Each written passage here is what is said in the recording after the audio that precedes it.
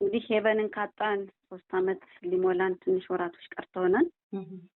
ፍትህ አላገኘንም ማለት ነው።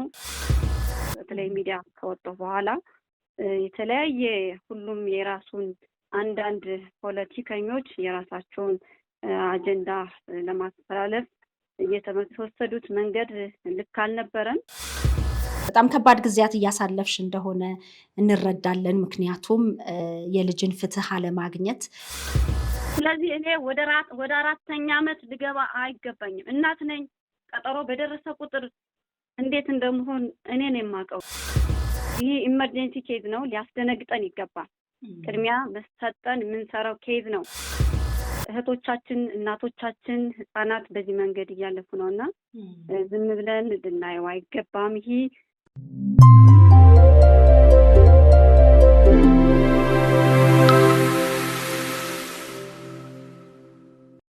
እልባት ያላገኘው የህፃን ሄቨን የፍርድ ቤት ጉዳይ ነገ ቀጠሮ እንዳለው ተሰምቷል። ህፃን ሄቨን እጅግ አሰቃቂ በሆነ ሁኔታ ህልፈቷ ከተሰማ በኋላ መላው ኢትዮጵያውያንን ኤርትራውያንን ጭምር ያሳዘነና ሁሉም በአንድነት ፍትህ ሲሉ የጠየቁበት እንደነበር የቅርብ ጊዜ ትዝታችን ነው።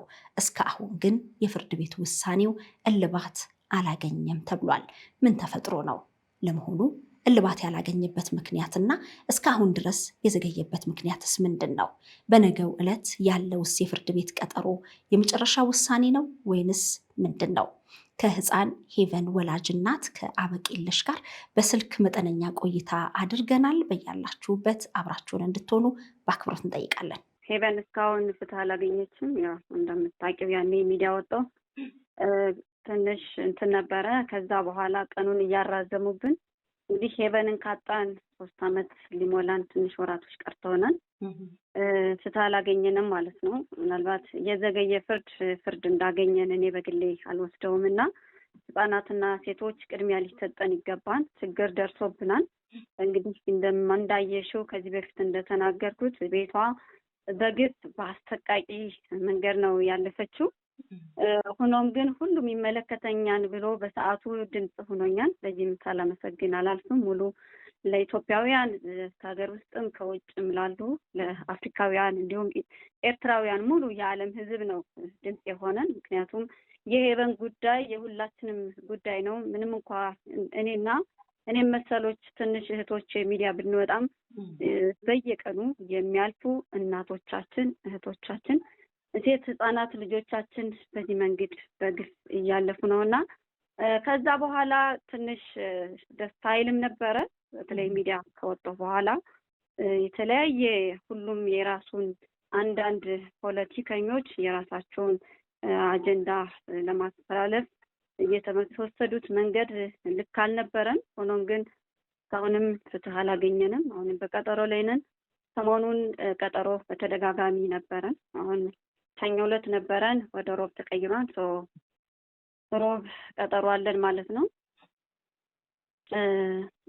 የሴቶች ሞትና ጥቃት መቆም ስላለበት ሁላችንም በየአካባቢያችን እንግዲህ በየክልሉ አሁን አንድ ክልል ብቻ አይደለም፣ በየሁሉም ክልል እህቶቻችን፣ እናቶቻችን፣ ህፃናት በዚህ መንገድ እያለፉ ነውና ዝም ብለን ልናየው አይገባም። ይሄ ጊዜ የሚሰጠው አይደለም። እንግዲህ ሴት እናት ናት፣ እህት ናት፣ አገር ተረካቢ ናት።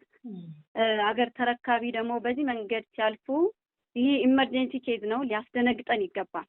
ቅድሚያ መስጠን የምንሰራው ኬዝ ነው። እንዲህ እንደሌላው ቀጠሮ ሊሰጠውም አይገባም። እንግዲህ እንደተናገርኩት 3 አመት ሙሉ የኛ ኬዝ የተለየ ሆኖ አይደለም። ሄቨን ብቻ አይደለችም በዚህ መንገድ የምታልፈው። ስለዚህ ቅድሚያ ተሰጥቶት ሊሰራ ይገባል እና እንደዚህ አይነት ጥቃት ሲፈጸም ሁላችንም እህት ወንድሞቼ ከተጎጂ ጎን ሆነን በየአካባቢው እነዚህን ሰዎች እነዚህን አውሬዎች ለህግ ልናቀርብ፣ ወደ ህግ ከመጣን በኋላ ደግሞ ትክክለኛ ፍርድ እንዲያገኙ ከጎናችን እንድትሆኑ ነው። ምክንያቱም መስዬ ይህን መልእክት ማስተላለፍ የምፈልገው አበቄለሽ ብቻ አይደለችም፣ ሄቨን ብቻ አይደለችም በዚህ መንገድ ያለፈችውና ብዙ ህፃናት እናቶች እያለፉ ስለሆነ ነው ይቅርታ የደጋገምኩትና መቆም ስላለበት ሁሉም ከጎናችን እንዲሆን ነው ማስተላለፍ የምፈልገው። እዚህ ጋር አንድ ጥያቄ ላንሳ በቄለሽ። ምናልባት ከዚህ ቀደም ይሄንን የወንጀል ድርጊት የፈጸመው ግለሰብ 25 ዓመት ጽኑ እስራት ተፈርዶበት በኋላ ይግባኝ ጠይቆ ተቀነሰለት የሚል መረጃ እኛም ሰርተን ነበርና ከዛ በኋላ ይግባኝ ተጠይቆ ነው ምንድን ነው? ምክንያቱም በመግቢያዬም ላይ እንዳልኩት ብዙ ሰዎች ይሄ የሄቨን ጉዳይ ፍርድ ያገኘ ውሳኔ የተሰጠና የተጠናቀቀ መስሎ ስለሚሰማው ይሄንን ነገር ግልጽ ለማድረግ ነው። 4 ዓመት ተቀንሶለታል። ከዛ በኋላ ነው እንግዲህ ሚዲያው ከወጣው በኋላ ይግባኝ እንዲጠየቅልኝ እንደገና ደግሞ ሌሎች እዚህ ጋር የተሳተፉ የመንግስት አካላት አሉ። እነዛ ሰዎች ሊጠየቁ ይገባል፣ በህግ ሊጠየቁ ይገባል፣ አስተማሪ ቅጣት ሊያገኙ ይገባል። አሁንም በዚህ ዙሪያ እንድትረዱኝ እኔ አሁን ማስረጃ አለኝ። እነዚህ ሰዎች እንዲጠየቁ ሄቨን አልፋለች ዝም የማልፈው ጉዳይ አይደለም። አስተማሪ ቅጣት ማግኘት አለባቸው። ከምልሽ በላይ ማስረጃ አለ። ክልሉ እንዲጠይቅልኝ ነው የምፈልገው። አንድ ሰው እንደዚህ አይነት ስራ ሲሰራ ትክክለኛ ቅጣት ካልተቀጣ ይቀጥላል ማለት ነው። ለዛም ነው እህቶቻችን በዚህ መንገድ እያለፉ ያሉት። ቅጣት እያገኙ አይደለም። ልታግዙን ይገባል። በተለይ መቆም አለበት። ሁላችንም ልንረባረብበት የሚገባ ይሄ ጊዜ ልንሰጠው የማይገባ ኢመርጀንሲ ኬዝ ነው። በቃ እናቶቻችን፣ ህፃናት ሊነኩ አይገባም። አስፈላጊውን ቅጣት ማግኘት አለባቸው። መለስ ስላርግሽና 21 ዓመት በይግባኝ ሲወሰንለት አንቺ በተመሳሳይ ይግባኝ ጠይቀሽ ነው የነገው ውሳኔ? አዎ፣ አሁን እየተከራከረን ያለው እግዚአብሔር ይመስገን አሪፍ የኛ ተከራካሪ አሪፍ ናት። ክልሉ የሰጠን እሷ በስርዓት እየተከራከረችልን ነው። ለዛ ነው እኛንም ይግባኝ እንዲጠየቅ ብለን እየተከራከረን ያለ ነው። ስለዚህ አሁን በነገው ዕለት ያለው የፍርድ ቤት ቀጠሮ ወይንም ደግሞ ውሳኔ ይሰጣል ተብሎ የሚታሰበው በአዲስ አበባ ነው ወይንስ በባህር ዳር? አዲስ አበባ ነው። አሁን እሱ በዚህ በፕላዝማ ነው የሚቀርበውና መልስ ይዞ ይቀርባል። ምናልባት ከዚህ በኋላ አንዴ ወይ ሁለቴ ቀጠሮ ሊኖር ይችላል። እንግዲህ ካላራዘሙብን አስተማሪ ቅጣት ተቀጦ ጊዜው ይጠርልን ነው። አሁን ወደ 4ኛ ዓመት ልንገባ ነው። ስለዚህ እኔ ወደ 4ኛ ዓመት ልገባ አይገባኝም። እናት ነኝ። ቀጠሮ በደረሰ ቁጥር እንዴት እንደምሆን እኔ ነው የማውቀውና እንደ አዲስ ነው። በዚህ መንገድ ብዙ እናቶቼ እያለፉ ነው እና አስተማሪ ቅጣት ቀጥተው ፋይላችን እንዲዘጉልን ነው ማስተላለፍ ፈልገው መልዕክት።